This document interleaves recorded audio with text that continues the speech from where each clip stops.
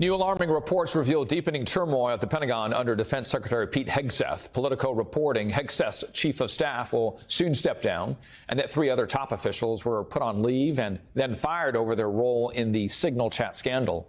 In a Washington Post report, the 3 officials claim they were never told what they were investigated for or if there was even a real investigation of leaks to begin with. Joining us now is former Deputy Pentagon Press Secretary Sabrina Singh.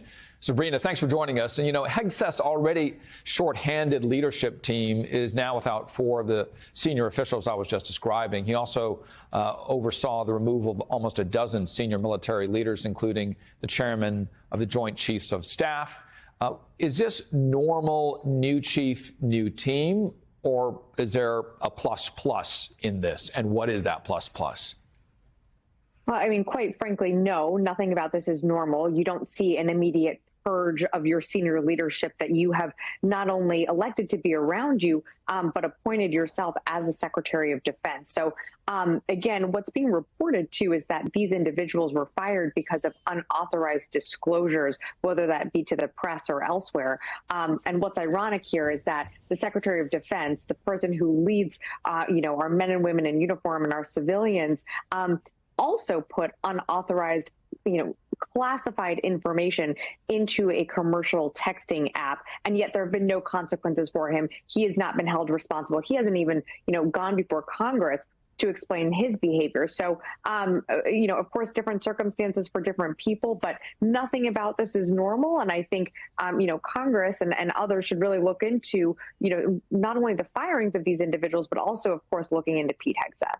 Let's dig a little deeper here, Sabrina. The 3 fired officials, they're claiming that unnamed Pentagon officials slandered their character with baseless attacks, their words. They also say they don't know if there is still an active investigation into the Signal leak. When we think of the Pentagon, and you know this culture better than I do, we're thinking of decorum, rank and file, and process and structure. This doesn't seem to be the case, at least based on what they are saying.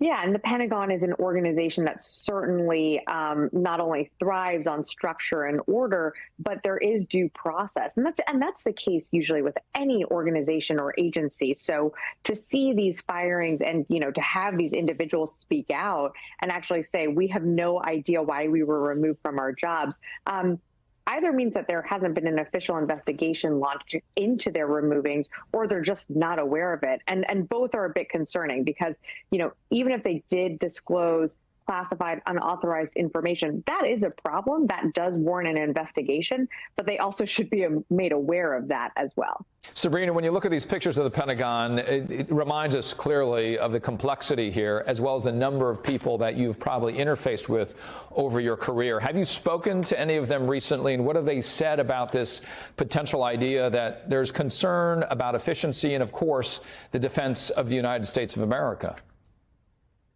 The people that I still speak to are focused on the job, but they're focused on keeping our country safe. They're focused on their mission. And we have amazing people in uniform serving every single day, not just at the Pentagon, but all around the world, and the civilians and their counterparts as well. They are really keeping our country safe every single day. And I, truly applaud them for continuing to stay the course with the mission. They have done that under Democrats, Republicans in office. That's what they're there to do. They're there to serve, and they're going to continue to do that every single day.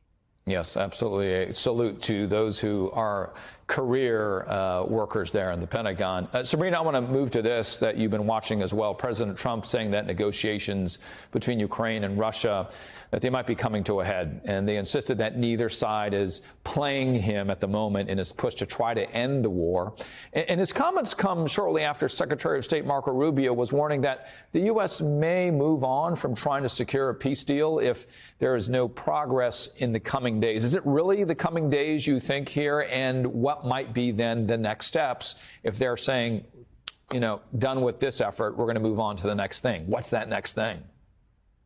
Well, the administration continues to move the goalposts, and it really does lend itself into Russia's favor. I mean, you had the president before he assumed office saying, on the campaign trail that he would end the war day one.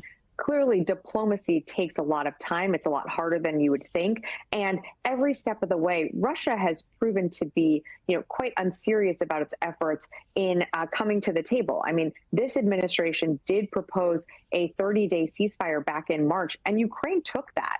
Ukraine said it would abide by that ceasefire. And then it moved to energy and infrastructure. And yet again, you saw Russia hitting, civilian infrastructure, hospitals, apartment buildings. So they're not serious about these negotiations. And every time this administration, negotiates in public, whether it be Steve Witkoff or Marco Rubio, they are playing to Russia's hand. All right, Sabrina Singh, MSNBC contributor, thank you so much for your comments today.